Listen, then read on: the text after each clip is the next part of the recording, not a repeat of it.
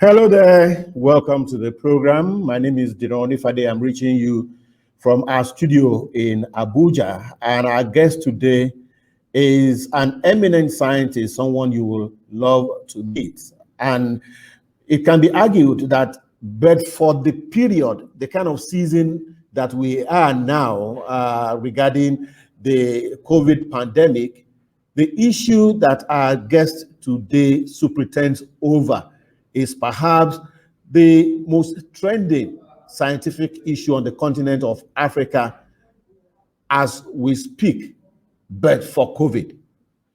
This is the man who has been championing the introduction of biotechnology as a means of boosting agriculture in Africa. Dr. Denis Kyetere is a scientist of repute and is at the forefront of affairs at the African Agricultural Technology Foundation, AATF.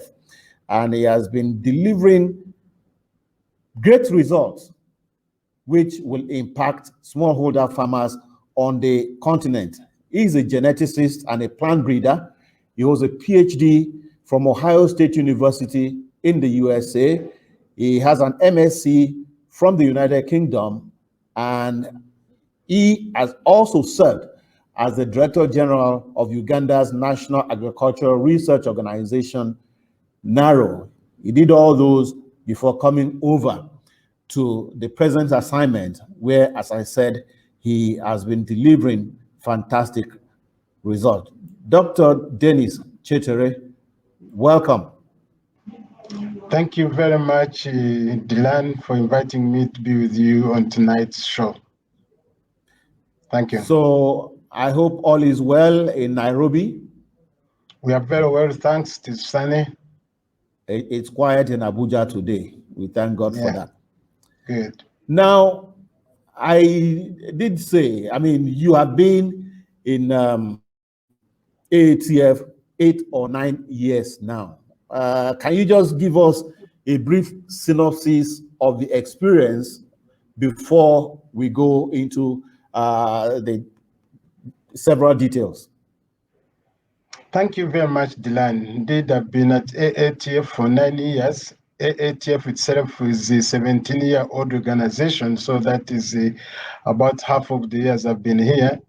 And I'm glad to say our mandate is to access appropriate agricultural technologies for smallholder farmers and working along the agricultural value chain through both public-private sectors to get these technologies which are appropriate for the farmer to developed and even adapted and delivered to the farmer on the African continent. And in the last 9 years, we have even increased our geographical footprint from 9 countries, now 23 countries. We have introduced the technologies worth $400 million. We have pioneered one of the areas that have been of much discussion and controversial by technology, where one product is been released in Nigeria, as we'll be talking about. There is a lot that we have contributed to from the technologies we brokered, which yield between 100 and 300%, depending on the enterprise. There's quite a lot that has been achieved on this African continent in the last 9 years. Okay. So why should Africa invest in science, technology, and innovation with regards to agriculture? Agriculture has been a pillar in the economic development, even of the development countries. And likewise, Africa will need to invest in agriculture, in science, technology, and innovation if we are to boost our agricultural production on the continent. Like in sub-Saharan Africa, 60% of the population are smallholder farmers, and about 23% of the sub-Saharan Africa GDP comes from agriculture. So it is very important. But we have been talking of potential of agriculture in Africa, and we don't eat potential. So the area we can enhance the agricultural productivity in this continent, the better. And at AATF, just to give an example, in cereal production, Africa has an average of about 1.4 tons per hectare, while in East Asia, we are talking of 5 tons or average of tons per hectare of cereals.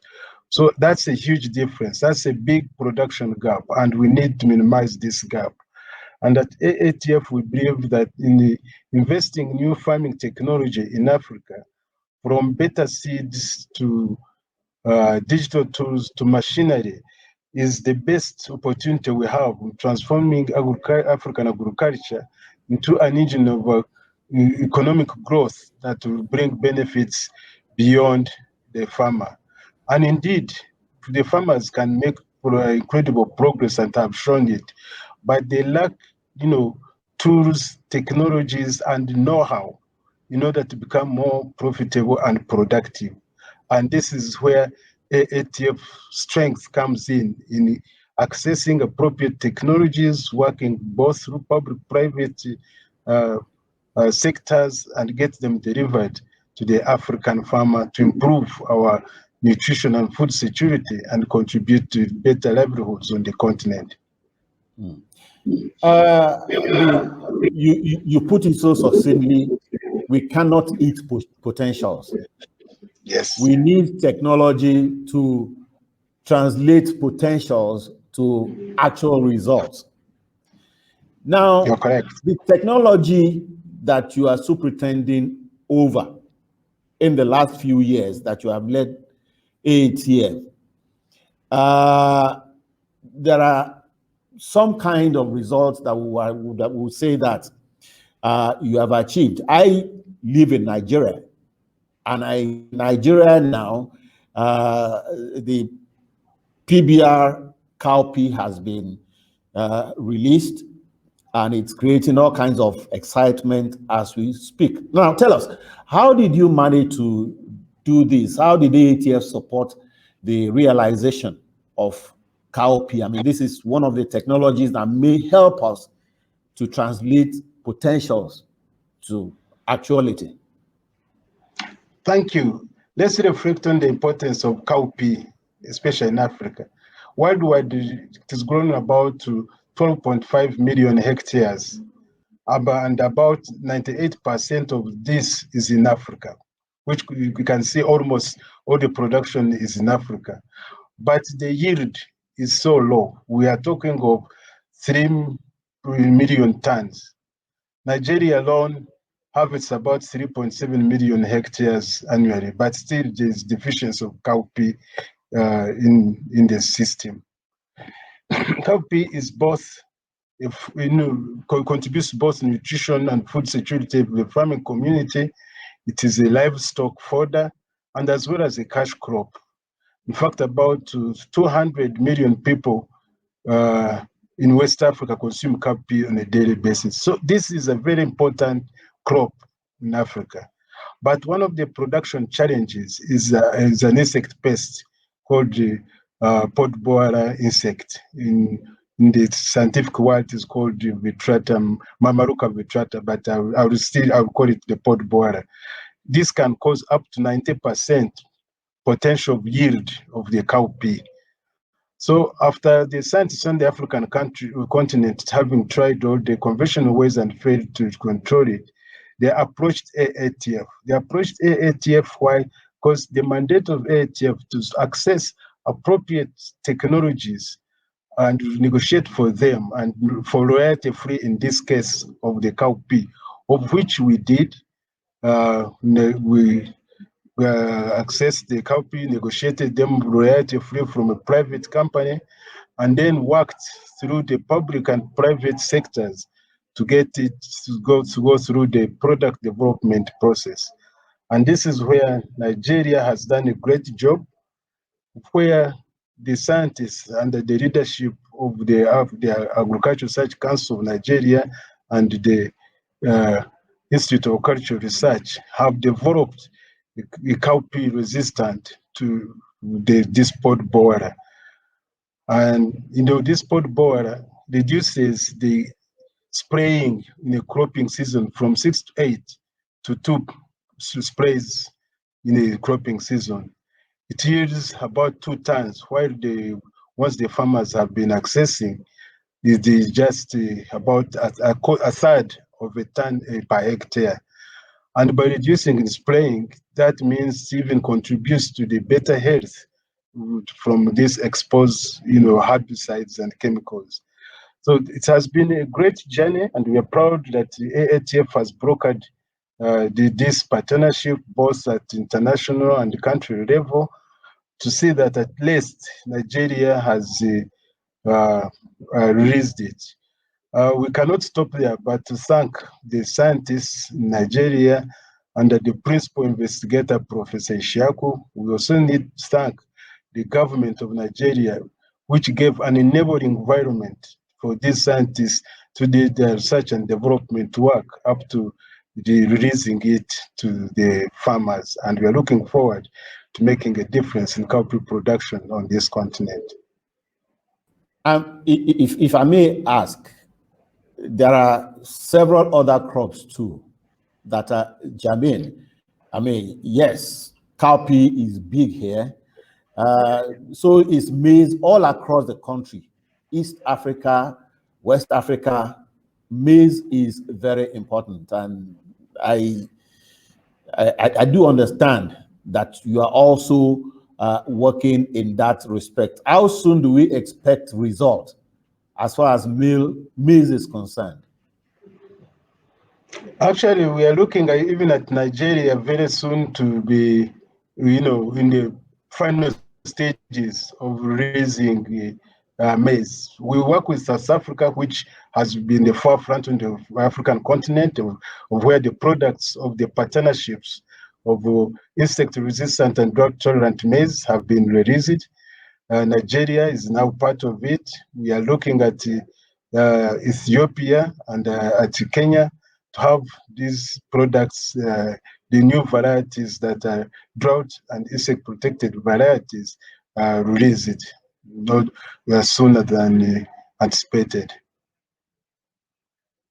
So cowpea has made it, and also in cowpea we are looking at Burkina Faso and Ghana to follow suit what Nigeria has done, because that's where we have been working with the governments in cowpea.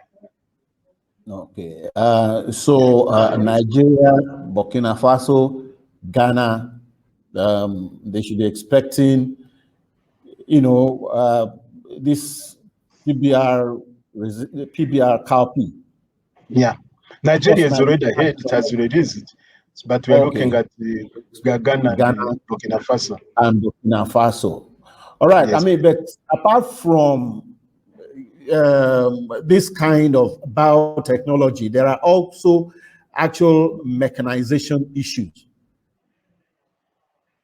Most of our guys, they carry cutlasses and hoes, and that is reducing their productivity. So mechanization is an area in the agricultural value chain that Africa is not doing well in. So what is AATF doing to help improve Africa's effort towards mechanization of its agriculture? Need, as you have put it, mechanization on the African continent is almost, well, it is very low. There is no investment in it. And if we are to increase production and productivity, and especially with the demanding increasing population, we need mechanization to be adopted. And here we are looking at different relevant stakeholders, from policymakers to public, private sector, to farmers, development partners, all to work together to make sure that agricultural mechanization is adopted on this continent. Just to give an example, just accessing a tractor alone on this continent can increase yields by 200%. And I will be giving an example where even we are seeing in Nigeria again, we are getting increases of more than 300% from mechanization. Accessing it, Africa, you find there are about 2 tractors per 100 hectares, while in East Asia we have 10, in South Asia they're about 18, and in America about 28, tractors per 1,000 hectares. So you can see in Africa we are still very low, and we need to increase this production and productivity using tractors. We have shown an example where it has worked very well. There's a project we are working in Nigeria, also in Uganda and Zambia, but I'll give an example of Nigeria where it is much advanced, called cassava mechanization and agro-processing. By just introducing mechanization of cassava from cassava production, from plowing to planting to fertilizer application to weeding to harvesting, and then connecting the processors. And we have seen that by doing that and using the proper agronomic technologies and using the best of the varieties, we have seen yields from less than 10 tons per hectare to close to 30 tons per hectare, which is a great increase, and income per hectare from less than $400 to over $1,500 per hectare. So it shows that really cassava mechanization does work. You reduce drudgery, you increase, on timeliness operations, you reduce on the cost of operations, by even connecting with the processors, you're increasing, the income and also becoming more commercial than living subsistence. So investment mechanization plus other technologies is a must if we are to cope up with the demand of the increasing population. Okay, Dr. Kyetere, it's mechanization is one thing, but I don't think it's the only problem that we have in African agriculture.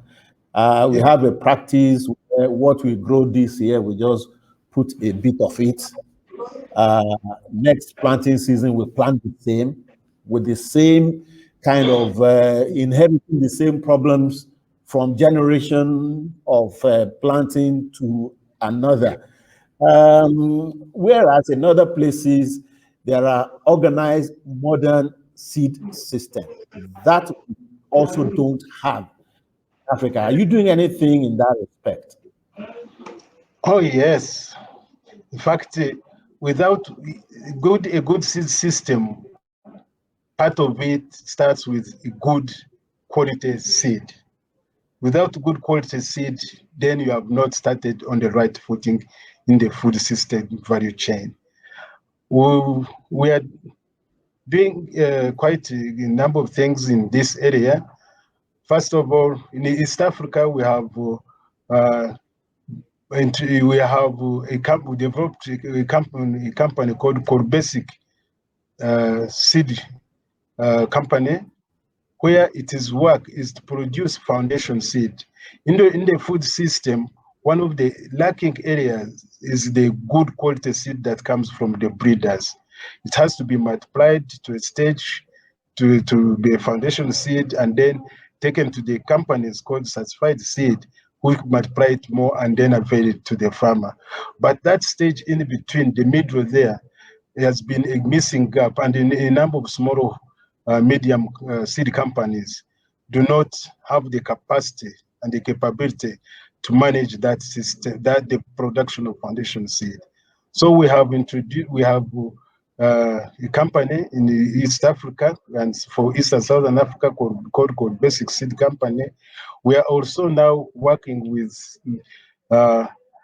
partners in Nigeria to develop a foundation seed company based in Nigeria, and it is in advanced stages.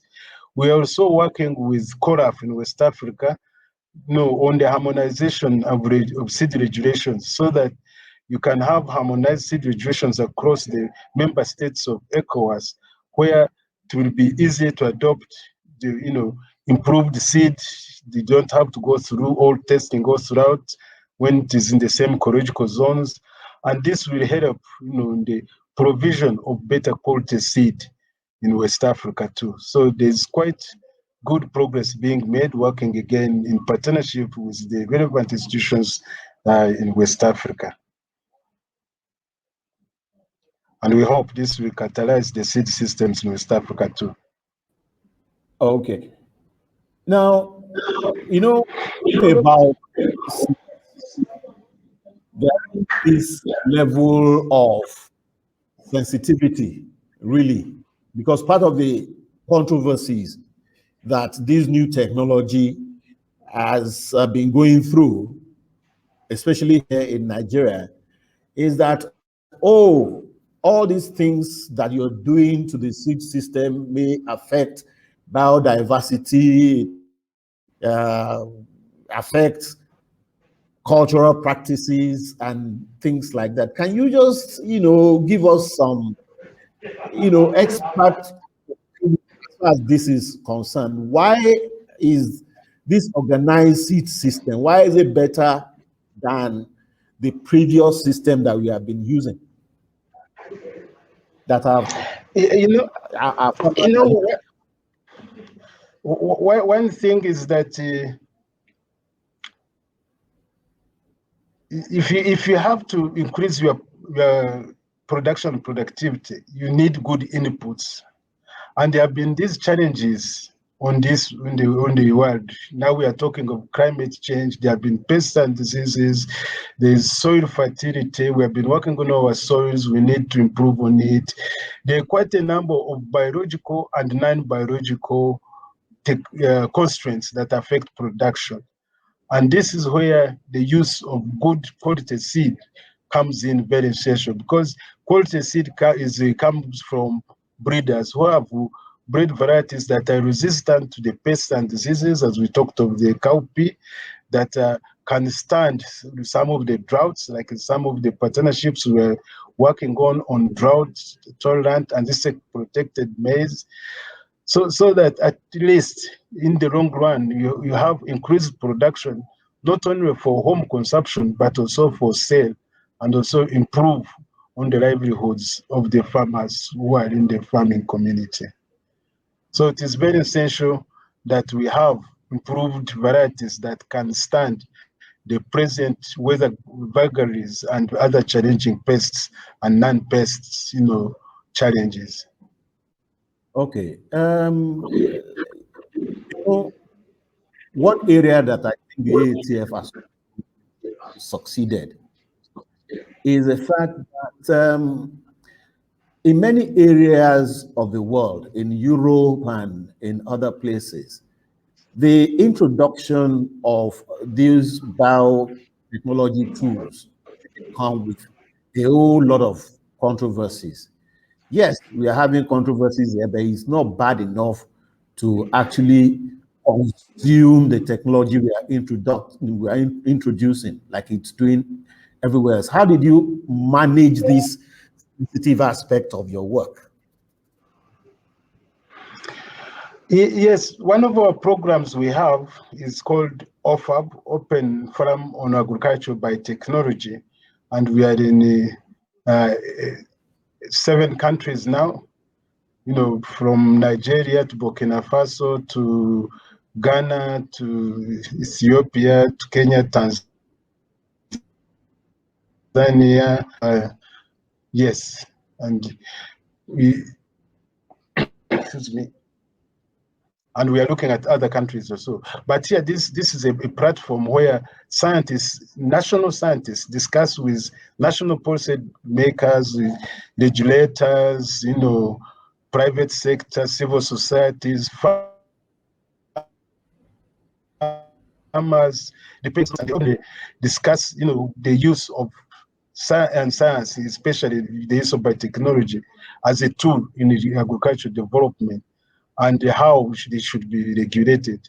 And that is helping at least policymakers to make informed decisions rather than on a suspicion or myth about these technologies.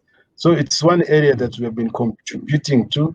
There are some other areas where we've been discussing, even at regional economic communities, on the harmonization of policies and regulations that promote uptake of innovative technologies And that is another area also, working with different partners, where as AATF we have been participating in, and it is helping in understanding why the need of these technologies and the help in the product, in the regulation and of these technologies and their promotion from within the countries. Now,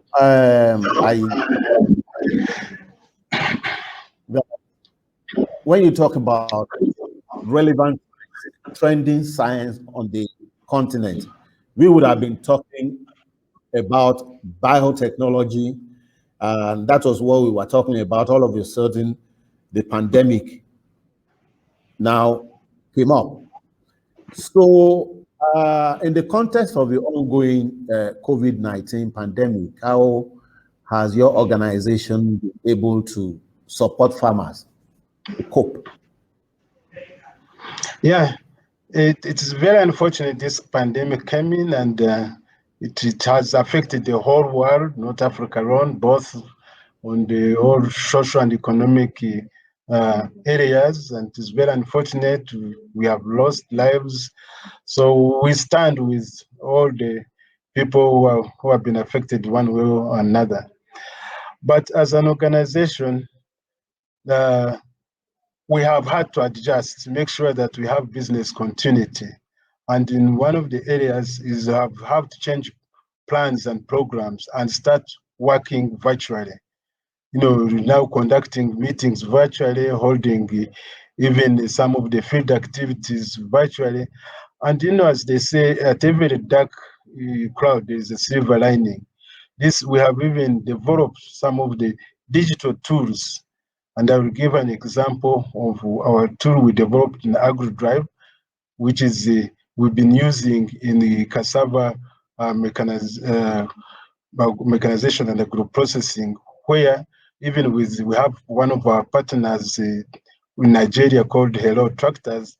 There is an app where these technologies like these applications, AgriDrive and the Hello, we can be used to access agricultural mechanization services. We can get, even monitor the use of machineries so that there isn't fraud and misuse, even having operations like planting and others being carried out without the farmer going there, but monitoring through these applications. So there's quite a lot that we're working on with partners to make sure that at least the activities we are having continue, and through a number of these technologies like digital technology you have talked about. Okay. Well, time flies when you're having fun. I mean, we planned this for maybe 20, 25 minutes, where we're almost hitting 30 minutes now. So I'll have to let you go because I know you have a very, very busy day ahead of you. So by way of parting short, what will be your last word on the role of technology and agriculture in Africa? My parting shot is first and foremost to thank the government, the African governments, and especially where AATF is operating, because we have got really support to work with the national systems to have these innovative technologies delivered. The support of these governments has been really encouraging, and even, but like in the investment of research and development, but there is quite a lot also needed to invest more. There is this Marabo declaration of investing 10% of the national budget into agriculture, which translates also increasing into the investment of research and development, which they need to improve on in order to get these results very fast. And the other one, I want my parting shot related to what I've said is to thank the scientists on the African continent who have been able to participate. And this is where it should be encouraged, that we need homegrown solutions done by our own scientists, and that will help even to convince the farmers and other stakeholders that really these technologies work because they are being developed by the African scientists at home, and that is very crucial. Well. It's been an exciting session with Dr. Denis T, who is the Executive Director of AATF, African Agricultural Technology Foundation. He has enlightened us on so many things having to do with his work and how important technology is to the development of agriculture in Africa. Thank you very much, Dr. Kyetere. It's been a pleasure. Thanks very much, Dylan. It has been a pleasure to share what we do with you. Okay. And on that note, here from Abuja, we say thank you very much for watching. We see you next time.